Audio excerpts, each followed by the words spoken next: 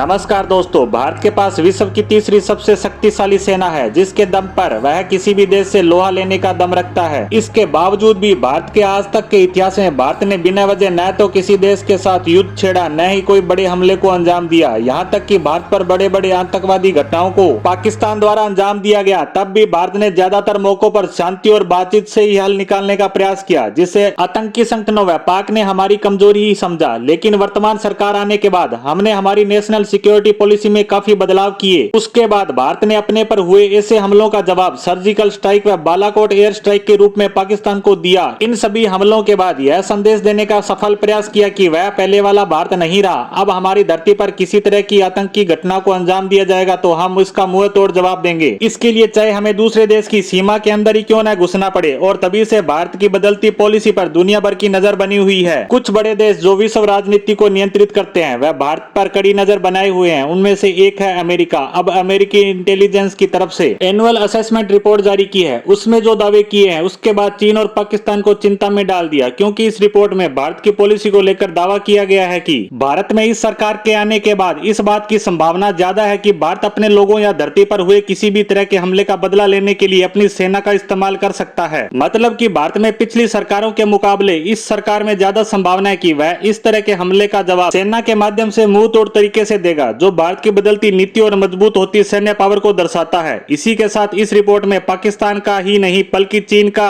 भी जिक्र किया गया है, जिसके तहत अमेरिकी इंटेलिजेंस एजेंसियों का यह मानना है कि अब भारत की सैन्य पावर पहले के मुकाबले काफी ज्यादा बढ़ी है। ऐसे में 2020 में गलवान घाटी की घटना के बाद चीन के साथ बढ़ रहा तनाव सैन्य टकराव का रूप ले सकता है। अगर फिर से चीन भारत को उकसाता है, यानी भारत की तरफ से पहले कोई कदम नहीं उठाया जाएगा, लेकिन अगर चीन की तरफ से कोई ऐसा कदम उठाया गया जो भारत की राष्ट्रीय सुरक्षा के लिए खतरा पैदा करे, तो भारत सैन्य कदम उठाने में पीछे नहीं रहेगा। इसी के साथ इस रिपोर्ट के आने के बाद एक बात तो साफ हो चुकी है कि पहले जहां भारत को सहनशील और बातचीत का रास्ता अपनाने वाले देश के रूप में जाना जाता था, वहीं अब शक्तिशाली और बड़े लीडर के रूप में पहचान बना रहा है। यह तभी संभव हो सका है जब हमारे द्वारा अपनी सैन्य नीतियों में बड़े बदलाव करते हुए अपने दुश्मन देशों को एक बात क्लियर कर दी कि हम हमारी राष्ट्रीय सुरक्षा के लिए खतरे वाली किसी भी बात या घटना को स्वीकार नहीं करेंगे। साथ ही इस बात से इनकार नहीं किया जा सकता कि जब से सरकार ने आतंकवादी संगठनों व उग्रवादियों के खिलाफ अपनी नीतियों को आक्रामक किया है, तब से भारत में आतंकवादी हमले तो कम हुए ही हैं, साथ ही अराजकता की घटनाओं पर भी अंकुश लगा है, जिससे यह बात साफ हो गई है कि भारत ने अपनी नीतियों में परिवर्तन किया है। इन्हीं मजबूत नीतियों के दम पर भारत विकासशील देश के रूप में विश्व के सामने अपनी मजबूत पेठ बना रहा है। इतना ही नहीं, आज भारत को आने वाले समय के वर्ल्ड लीडर के रूप में देखा जाने लगा है। इसीलिए विश्व के अनेकों देश भारत के साथ अपने संबंधों को सुधारने व मजबूत करने पर जोर देने लगे हैं, ताकि आने वाले समय की सुपर पावर के साथ हमारे संबंध पहले से ही मजबूत हो।